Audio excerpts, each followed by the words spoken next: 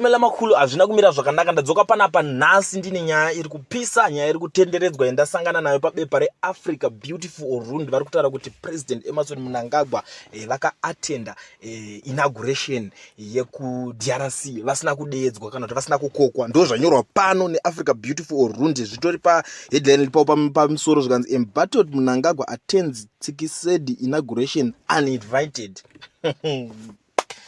I don't know how far truth is this. Andizive kuti munhu anjora izvi anoshanda muofisi yaPresident Emmerson Mnangagwa here kana kuti kungovhurika kana kuti kungovhomoka. Ameno zvimishini zvemapropaganda kana zvichigadzira nyaya, but anogona kungataura chokwadi muri Zimbabwe. Regedza timboverenga tione kuti pari kunzi kudii panapa, nekuti dzimwe nguva hanzi vamwe vakauzwa hondo nemurwere wepfungwa vakamushora vakati uyu anorwara weza. Saka regedza timboona pamwe anogona kunge asiri kurwara, pamwe ari kutaura chokwadi. Regedza timboona information manyori acho azviita panapa. Zvikanzi under fire Zimbabwe President Emmerson Mnangagwa arrived in the Democratic Republic of Congo DRC for the inauguration of winning DRC president candidate Felix Tshisekedi on Saturday. It must be mentioned through that presidents or heads of state don't need to be invited to attend an inauguration of another head of state, but being invited is an honor. Alright. Zvaita kumeka sense zvazvo kuti hanzi havanide kuinvite kwamapresident kuti vaende vachinosangana painauguration yeumwe president achigadzwa, but hanzi kuinvite kwa it's an honor, kudai kunzi uyai vakuru. Saka regedza timboona kuti pari kuti dii. Zvikanzi Mnangagwa was rated by the number of African leaders who attended the inauguration in Kinshasa as compared his in Harare. Even those other two who congratulated him, President Samia Suluhu of Tanzania and Dr. Hage of Namibia, did not attend his inauguration, only sending representatives. Here in the DRC SADC Secretariat, the SADC organ on defense politics and security cooperation chairman and president of Zambia, Hakainde Hichilema, with several heads of states, all attended.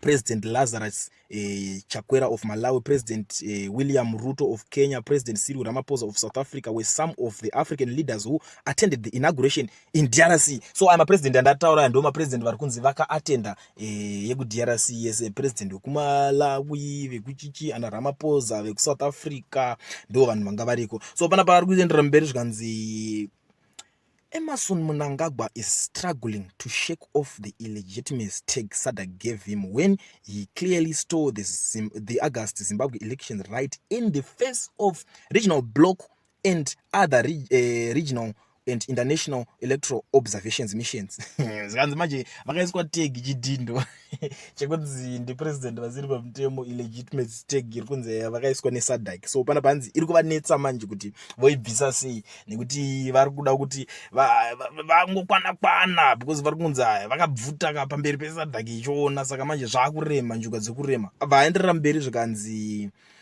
the SADC Electoral Observer Mission SIOM report on Zimbabwe elections said in their report the Zimbabwe election fell short of the revised SADC guidelines and principle of a democratic election 2021. The regional bloc received and adopted their SIOM report on Zimbabwe elections as the SADC Extraordinary Summit on Zimbabwe in Luanda, Angola on November 4, 2023. SADC has since kick-started processes which are ongoing to correct illegitimacy in Harare. Amen. Ndo manyorera azviita muri Zimbabwe. Asi apa ndakatarisa nyaya iyi, inini I'm not against zvaanyora and handisi kumbobvumirana futi nezvaanyora. Handi ndiye azvinyora and anyora ndiye. Ini handisi kumusaidhira, handisi kumurambira. Pamwe ari kunonga kutaura chokwadi, but inini common sense dzangu inini sanyaya metizhen anoweka nyaya semets, ndiri kuona kuti panyaya yake manyorere ake aita ane kakurwara mbijana mukati, but handisi kuti anorwara, no, ndati ane kakurwara mbijana. Apa anyora on SADC kick-started processes which are ongoing to correct illegitimacy in Harare.